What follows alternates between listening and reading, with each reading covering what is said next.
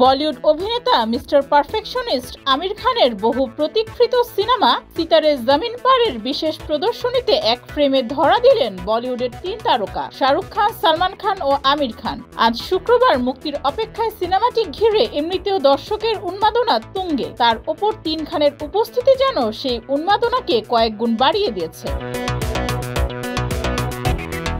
মুম্বাইয়ের এক সিনেমা হলে আয়োজিত সিতারে জমিন পার সিনেমার প্রদর্শনীতে কেবল ৩ খানই নন, বলিউডের আরো অনেক পরিচিত মুখ হাজির ছিলেন। তবে সবাইকে ছাপিয়ে আলোচনার কেন্দ্রবিন্দুতে ছিলেন শাহরুখ খান, আমির খান ও সালমান খান। প্রদর্শনীর পর সালমান খানের একটি ভিডিও সামাজিক যোগাযোগ মাধ্যমে ভাইরাল হয়েছে, যেখানে তাকে সিনেমার প্রশংসা করতে দেখা যায়। আমির খানের সঙ্গে খুনসুটিও করতে দেখা যায় সালমানকে।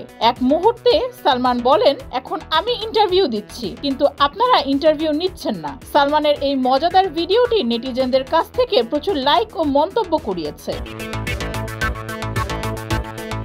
প্রসঙ্গত ৩ খানের বাইরেও সিতারে জমিন পার সিনেমার বিশেষ প্রদর্শনীতে উপস্থিত ছিলেন ভিকি কৌশল, রেখা, হিমেশ রেশমিয়া, ইমরান খান, জোনাইদ খান, তামান্না ভাটিয়া, আমির খানের মেয়ে ইরা খান এবং তার স্বামী নূপুর শিখরে সহ আরো অনেক বলিউডের তারকা।